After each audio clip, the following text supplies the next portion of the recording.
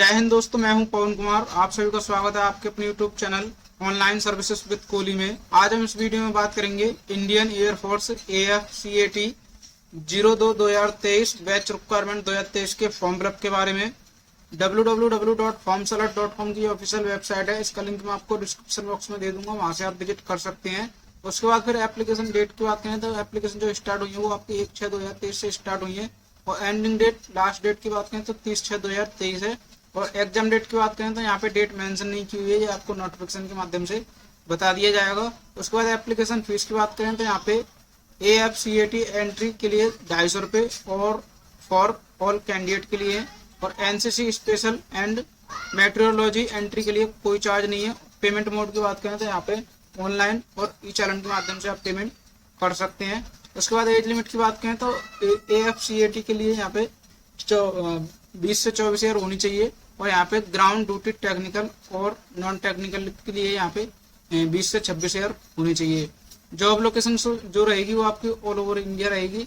और यहाँ पे टोटल पोस्ट की बात करें तो 276 पोस्ट हैं। पोस्ट नेम की बात करें तो flying branch, ground duty branch, technical and non technical. उसके बाद मेट्रोलॉजी की पोस्ट है। उसके बाद यहाँ पे branch and entry wise seat distribution, तो ये आपको चेक कर लेना है। उसके बाद फिर आपको यहाँ पे एजुकेशनल क्वालिफिकेशन, तो यहाँ पे अलग अलग पोस्ट के लिए अलग अलग क्वालिफिकेशन है, तो जिसके लिए भी आप अप्लाई करना चाहते हैं वो यहाँ पे आप चेक करेंगे। उसके बाद फिर यहाँ पे भी ये क्वालिफिकेशन है, ये भी आपको चेक कर लेनी है। उसके बाद हाउ टू अप्लाई, तो ये आपको स्टेप कंप्लीट करनी है। तो उसके बाद फिर सिलेक्शन प्रोसेस की बात करें तो यहाँ पे ऑनलाइन टेस्ट होगा, इंटरव्यू होगा और फिजिकल टेस्ट होगा आपका। उसके बाद इंटरेस्टेड कैंडिडेट, तो जो भी कैंडिडेट इसको अप्लाई करना चाहते हैं तो सबसे पहले आपको यहाँ पे डाउनलोड नोटिफिकेशन, तो नोटिफिकेशन डाउनलोड करने के लिए आपको क्लिक हियर पर क्लिक करना है और नोटिफिकेशन को डाउनलोड करके एक बार अच्छे से पढ़ लेना है। उसके बाद अप्लाई ऑनलाइन लिंक, तो अप्लाई करने के लिए आपको यहाँ पे क्लिक हियर पर क्लिक करना है। उसके बाद कुछ इस प्रकार इंटरफेस खुल जाएगा। तो दोस्तों यहाँ पे आपको साइन इन, तो यहाँ पे सबसे पहले आपको साइन अप करना है, साइन अप पर क्लिक करना है। उसके बाद फिर आपको यहाँ पे कैंडिडेट फुल नेम, तो जो आपका फुल नेम है वो आप फिल करेंगे। उसके बाद जो ईमेल आईडी आप रजिस्टर करना चाहते हैं वो आप ईमेल आईडी फिल करेंगे, और यहाँ पे आपको मोबाइल नंबर फिल करना है जो आप रजिस्टर करना चाहते हैं। उसके बाद जनरेट OTP पर क्लिक करना है। तो दोनों पर आपके ईमेल पर और मोबाइल पर OTP आएगा, तो ईमेल वाला OTP आपको यहाँ पे फिल करना है और मोबाइल वाला OTP आपको यहाँ पे फिल करना है। उसके बाद ये कैप्चा कोड आपको यहाँ पे फिल करना है और साइन अप पर क्लिक करना है।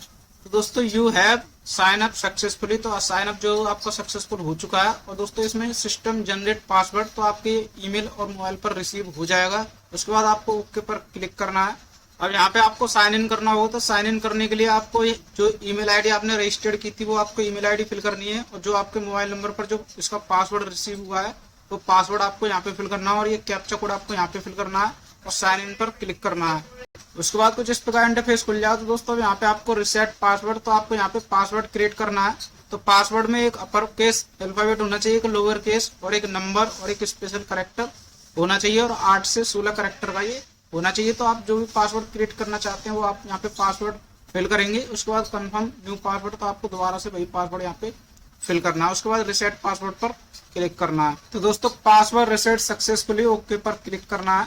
उसके बाद कुछ इस प्रकार इंटरफेस खुल जाएगा। तो दोस्तों यहाँ पे आप जिसके लिए अप्लाई करना चाहते हैं, अगर आप air force common admission online test के लिए अप्लाई करना चाहते हैं या फिर national cadet corporation special entry के लिए अप्लाई करना चाहते हैं, आप जिसके लिए अप्लाई करना चाहते हैं वहाँ पे आपको सिलेक्ट पर क्लिक करना है। तो मैं यहाँ पे आपको air force common admission online test के लिए अप्लाई करके दिखाऊंगा, तो यहाँ पे आपको क्लिक करना है।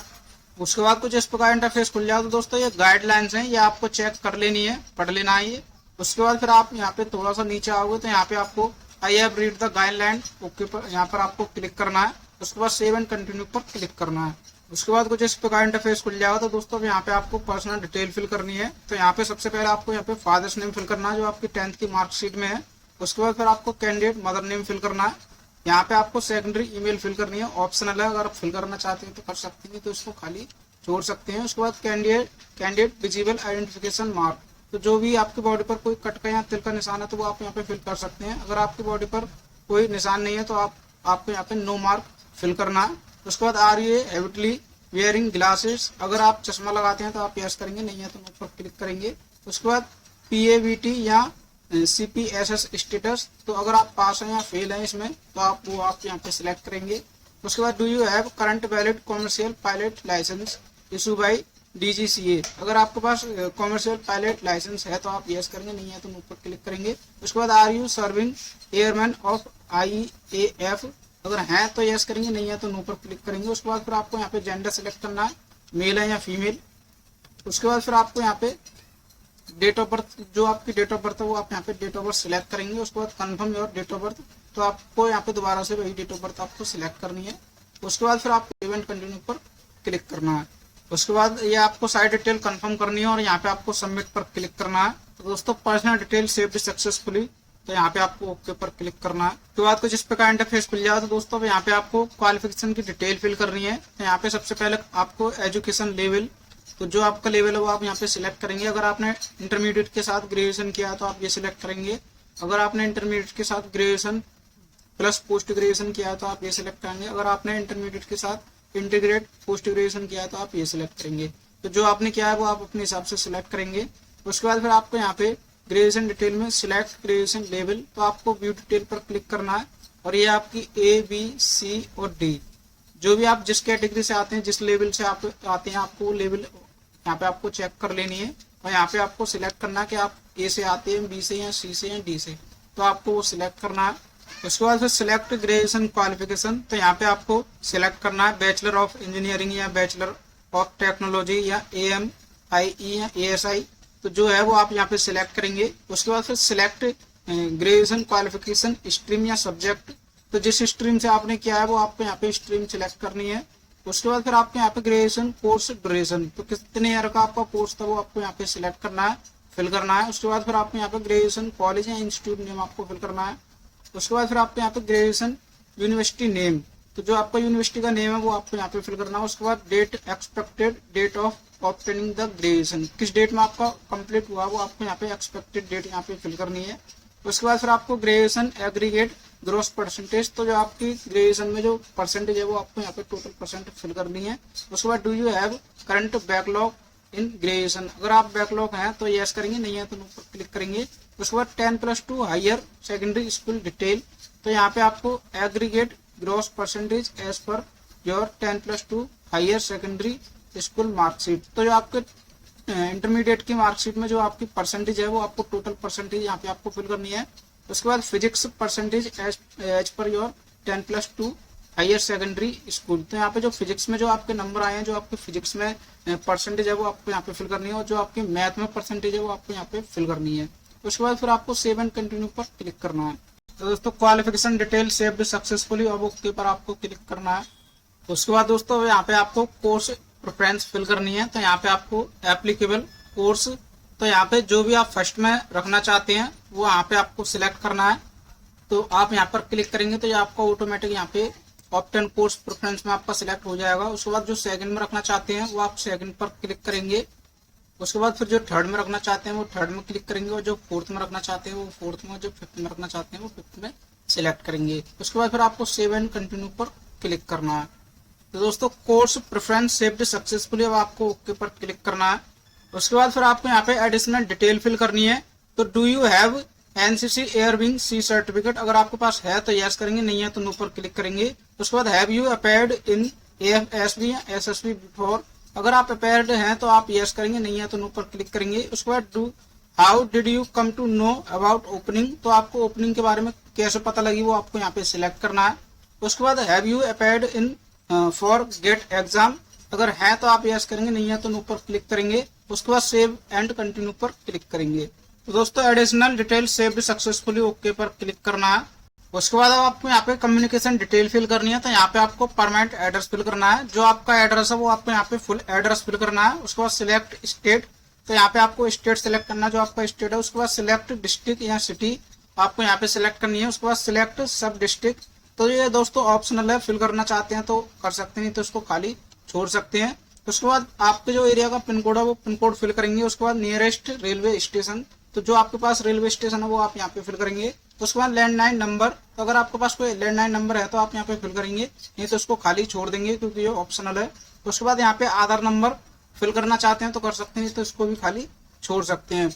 उसके बाद फिर करस्पॉन्डेंस एड्रेस, तो यहाँ पे अगर आपका परमानेंट एड्रेस और करस्पॉन्डेंस एड्रेस अगर अलग अलग है तो आप अलग अलग फिल कर सकते हैं।